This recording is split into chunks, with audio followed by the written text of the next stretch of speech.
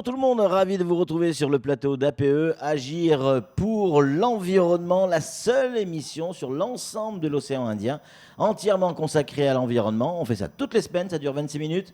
Et ça fait 3 ans que ça dure. Merci aux partenaires. Aujourd'hui, nous allons parler d'un nouveau sujet. Tiens, les conséquences du changement climatique. On a la chance d'avoir Anne-Constance Onguena sur le plateau. On va lui dire bonjour. Anne-Constance, bonjour.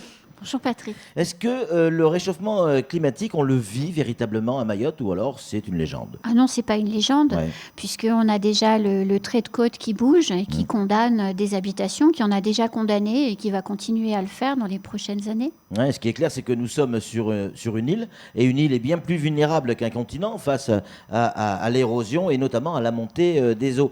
Agir pour l'environnement, moi j'y crois. En tout cas, ça c'est certain. Allez, tout de suite, le sommaire de l'émission.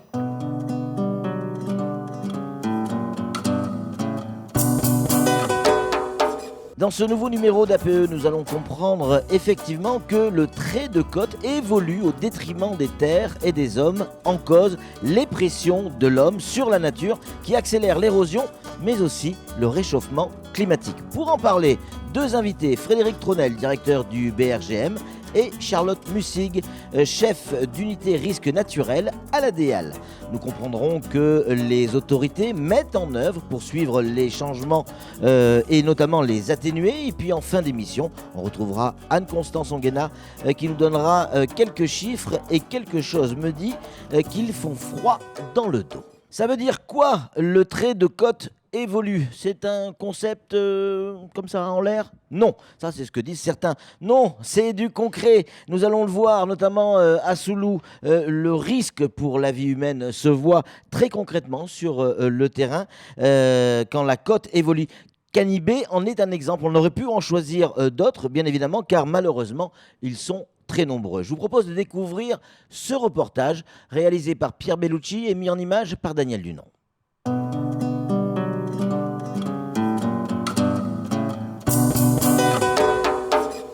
Le trait de côte pourrait se définir simplement comme la limite entre la terre et la mer, mais cette limite est souvent complexe et plusieurs marqueurs peuvent la caractériser, comme la limite de végétation, le pied ou le sommet d'une falaise ou encore un ouvrage de protection construit le long du littoral. À Mayotte, les falaises, les côtes sableuses et la mangrove évoluent en raison de 2 principaux facteurs. Alors le trait de côte en fait est quelque chose naturellement qui bouge. Donc on a soit une érosion, donc ce qui est connu par le plus grand public. Donc certains sites de Mayotte sont en érosion, donc il faut savoir les suivre, caractériser les vitesses d'érosion pour pouvoir prendre des mesures adéquates pour protéger ce qui est en arrière. Donc que ce soit des habitations, mais également un patrimoine naturel. Mais il y a également des zones qui sont en accrétion, c'est-à-dire qu'on a de l'arrivée de sédiments. Et donc là, on a plutôt la terre qui gagne un peu sur la mer. Alors ces sites sont plutôt peu fréquents à Mayotte, mais ils existent. Ces phénomènes qui existent à Mayotte participent au recul du trait de côte et ou à l'abaissement des plages. Néanmoins, ils ne freinent pas l'installation toujours plus grande des populations sur le littoral, attirées par les avantages qu'offre cet espace. Dans ces conditions et pour protéger les populations des risques tels que la submersion marine, il convient de bien connaître l'évolution du trait de côte et ses facteurs. Alors ici, on se trouve à la baie de Soulou, qui enregistre un taux d'érosion record à Mayotte, puisqu'en l'espace de plus de 50 ans, le trait de côte s'est décalé de plus de 100 mètres. Alors on a observé le changement du trait de côte à travers l'utilisation des photographies aériennes, où en les comparant avec la limite de végétation, on peut déterminer la position de ce trait de côte. Ici, à la baie de Soulou, une des caractéristiques justement, c'est que la mangrove gagne du terrain. On était environ à 8 hectares en 1949, toujours à travers l'exploitation des photographies aériennes. Et aujourd'hui, on est aux alentours de 11 hectares. Si à Soulou la mangrove est plus dense qu'auparavant, en fond, elle est victime d'un déboisement qui provoque l'érosion des sols et donc l'envasement du lagon par ruissellement des eaux de pluie.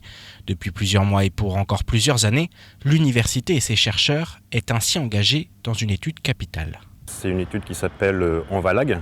Donc c'est morphodynamique du trait de côte et l'envasement du lagon.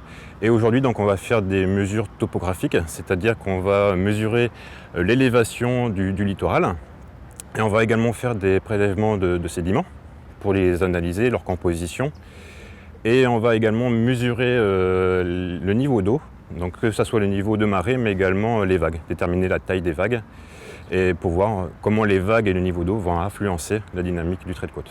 Autre facteur de modification du trait de côte, la naissance du volcan au large de Mayotte qui depuis mai 2018 est à l'origine d'un phénomène de subsidence. Alors la montée des eaux, effectivement, avec le phénomène sismovolcanique que connaît l'île et la subsidence, il est possible que la mangrove ne supporte pas une montée des eaux assez soudaine et que celle-ci soit amenée à disparaître sur certaines zones où la subsidence serait très importante. L'Université de Mayotte travaille sur un projet lié aux conséquences de la subsidence sur les littoraux, des études qui permettent de prévenir les décideurs sur les actions à mener afin de protéger le patrimoine littoral. En effet, cet état des lieux est indispensable afin notamment de réaliser sur le littoral des aménagements durables qui protègent et permettent aux populations de mieux vivre.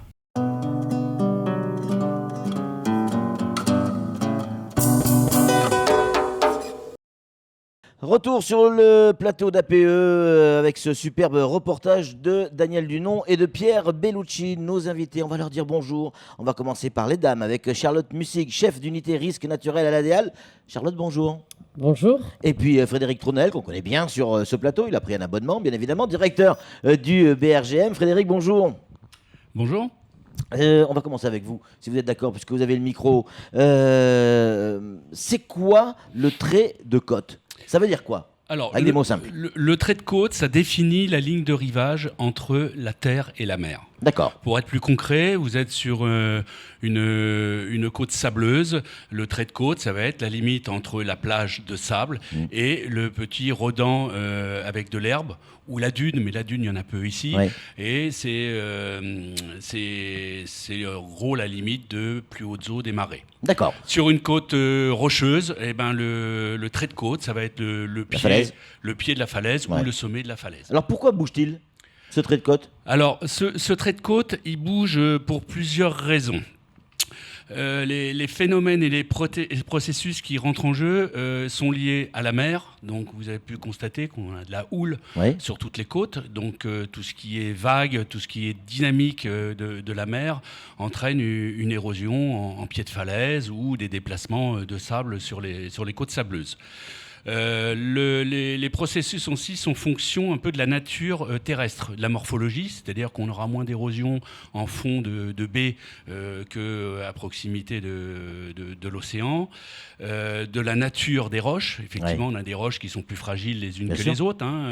On aura moins d'érosion sur une roche basaltique que sur une roche sableuse ou sur des cendres volcaniques comme on peut avoir sur petite terre. C'est clair. Après, peut jouer aussi sur ces phénomènes l'action de l'homme.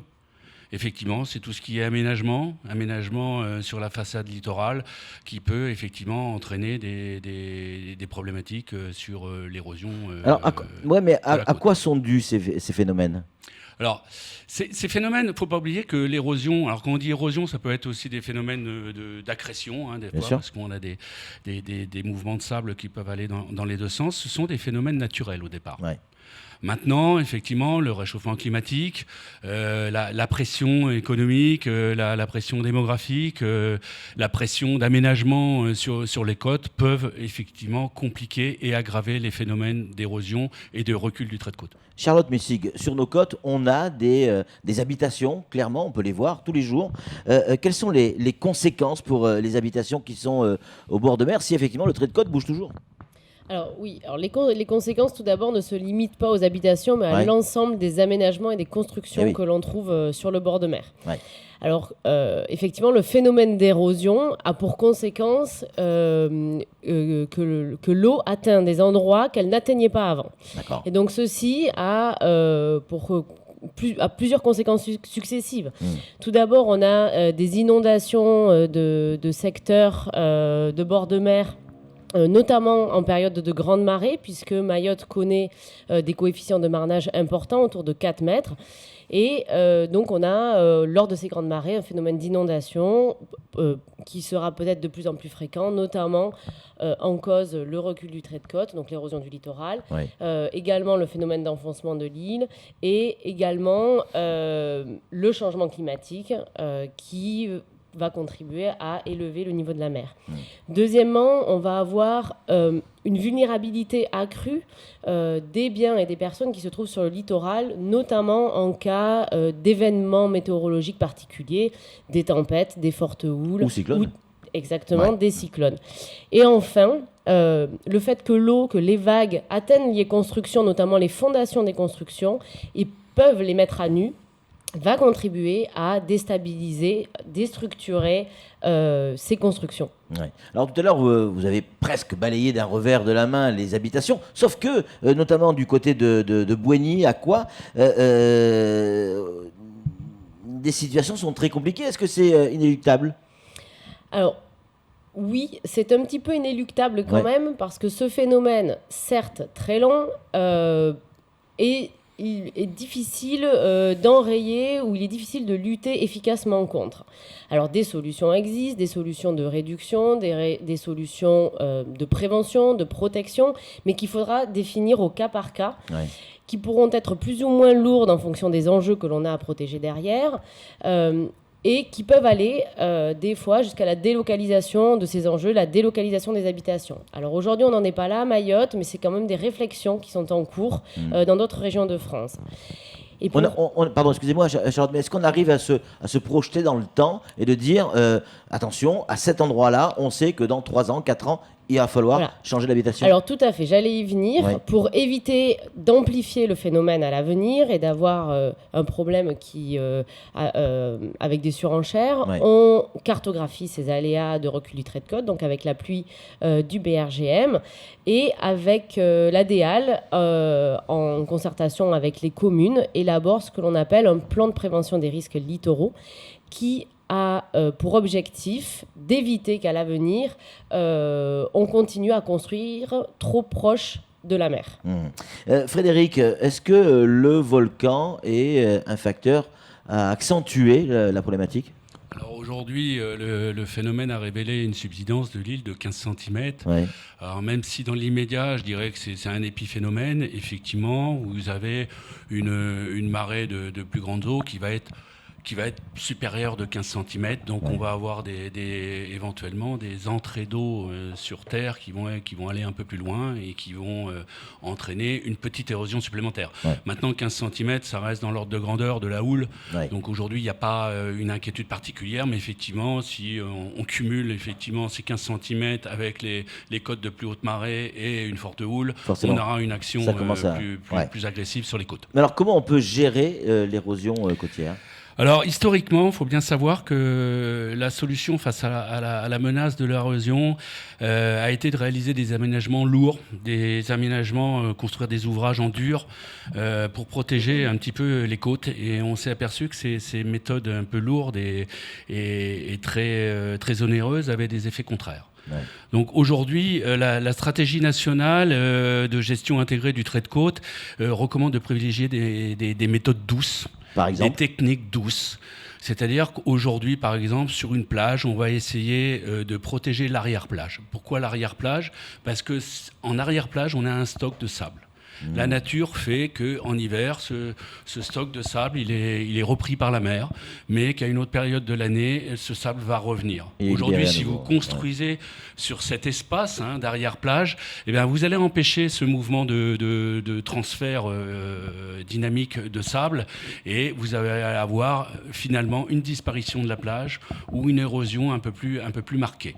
Alors, il y a des mesures qui sont prises pour lutter contre ça. Et est-ce que ces opérations de restauration côtière, est-ce qu'elles sont réellement efficaces ? Alors oui, elles sont efficaces. Maintenant, il faut qu'elles soient mises en œuvre et étudiées par des bureaux d'études sachants en problématique côtière. Il faut que ça soit raisonné. C'est-à-dire qu'il faut bien mesurer l'impact des mesures que l'on prend sur les zones voisines.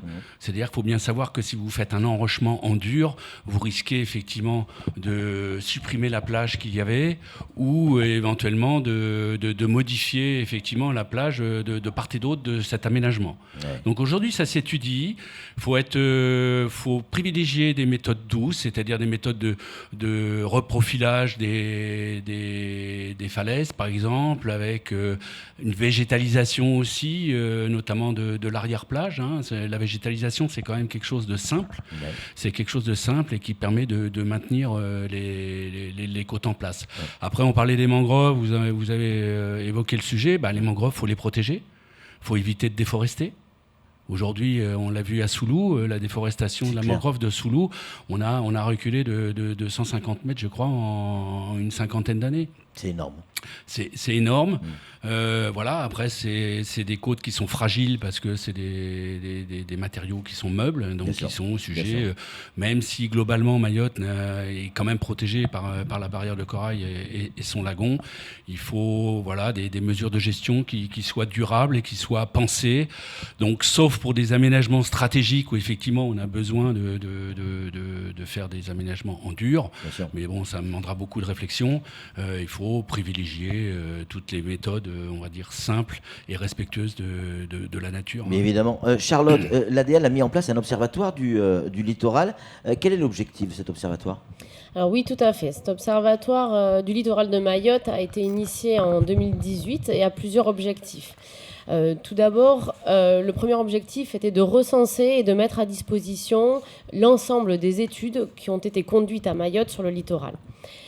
Deuxièmement, l'Observatoire du littoral a pour but d'animer et de financer les projets de recherche et de suivi pour mieux comprendre les phénomènes en jeu sur la dynamique du littoral de Mayotte.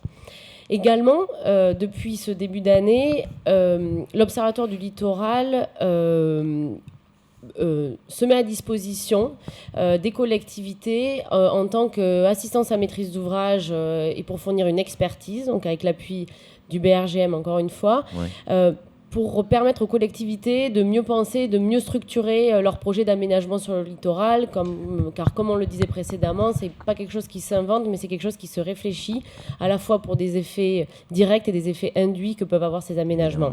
Ouais.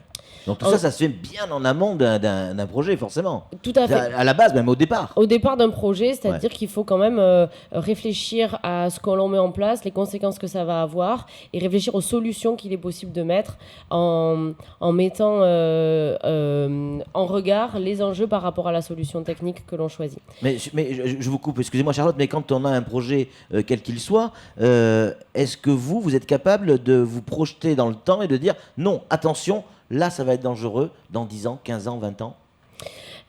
Dans certains cas de figure, on peut en avoir conscience. Cet aléa, pour moi, il est quand même... cet aléa naturel, il est quand même un petit peu plus récent. Enfin, la prise de conscience est un peu plus récente par rapport aux inondations et aux mouvements de terrain. Et honnêtement, les solutions techniques... actuellement, on avance un petit peu à tâtons et les retours d'expérience manquent. Mais c'est ce qu'on essaye quand même avec cet observatoire du littoral de mettre en place. Il y a des premiers aménagements qui sont en train d'avoir lieu et on espère pouvoir les suivre pour justement acquérir ce retour d'expérience et pouvoir faire mieux à l'avenir, notamment sur les côtes de Mayotte et sur la dynamique que l'on a à Mayotte. Charlotte, Frédéric, une dernière question. Est-ce qu'il y a lieu d'être inquiet pour Mayotte à cause de cette érosion ? Charlotte ? Inquiet dans le sens de la peau de chagrin, quoi, en fait. Parce que le trait de côte, rarement, repart dans l'autre sens. Le trait de côte rarement repart dans l'autre sens. Et nous sommes sur une petite île. Je ne sais pas s'il y a lieu à être inquiet, mais en tout cas, il y a lieu de se préoccuper de ce phénomène dès aujourd'hui. Du côté du BRGM, on observe ? On observe, et puis je dirais que Mayotte a un littoral qui est très varié, qui est très riche, qu'il faut bien sûr protéger. Aujourd'hui, on va dire que le littoral mahorais est quand même relativement préservé. Il y a des choses qui sont inéluctables. Aujourd'hui, on parle des falaises, mais les falaises, c'est quoi ? Une figure d'érosion, c'est pas autre chose. Donc, effectivement, on peut accompagner ces phénomènes d'érosion pour pouvoir les contrôler dans le temps. Maintenant, effectivement, il y aura peut-être des zones où il faudra parler de recul stratégique un jour. Mais pour l'instant, je dirais que le littoral côtier est relativement préservé et la préservation elle va aussi avec la préservation de la nature, de la mangrove, etc. Forcément. On a la chance d'avoir la championne du monde des chiffres sur ce ce plateau. On va donc en profiter. Anne-Constance, il y a combien de kilomètres de côte à Mayotte, puisqu'on en parle? Il y en a 185,2. Sachant que la taille de l'île, c'est 374 km² et on a 1100 km de lagons. Eh oui, forcément. Avez-vous quelques chiffres à mettre sur le concept d'érosion? Oui, on va parler de Msamboro, si vous voulez bien. Allez, allons-y. C'est un bassin versant donc de 17 hectares. L'érosion concerne 5,4 tonnes par hectare de terre qui bouge régulièrement et qui se retrouve in fine dans le lagon. On est sur un bassin versant qui est très pentu. 23%, c'est à peu près l'inclinaison de la pente, et très urbanisé. Puisque le taux d'urbanisation est de 30%. Donc on a un certain nombre de phénomènes qui permettent de faire un cocktail tout à fait favorable à l'érosion, puisque les pressions qui sont exercées par les différentes parties prenantes du territoire accélèrent cette érosion et donc les sédiments qui arrivent dans le lagon. Et on sait de combien le niveau de la mer va augmenter dans les prochaines années? Oui. 43 cm d'ici 2100, selon les experts. Ça paraît pas énorme, et pourtant. 43 cm, on va raser de la carte quand même pas mal d'îles. On va raser de la carte pas mal également de plages mahorais. C'est quand même une augmentation qui est très significative. Quand on sait qu'on fait quand même pas beaucoup d'efforts pour limiter les rejets ou les émissions de gaz à effet de serre qui accélèrent le réchauffement climatique. Donc si on vous écoute, il y a lieu d'être inquiet, contrairement à ce que nous dit le BRGM. Oui, moi je suis plutôt inquiète. Vous êtes inquiète. En tout cas, merci 1000 fois à Charlotte Mussig d'être venue sur ce plateau. Merci à Frédéric Tronel également d'avoir répondu à notre invitation. Merci Anne-Constance. On se retrouve évidemment la semaine prochaine pour un nouvel épisode de Agir pour l'environnement. Je sais pas vous, mais moi j'y crois. Allez, ciao, à la semaine prochaine.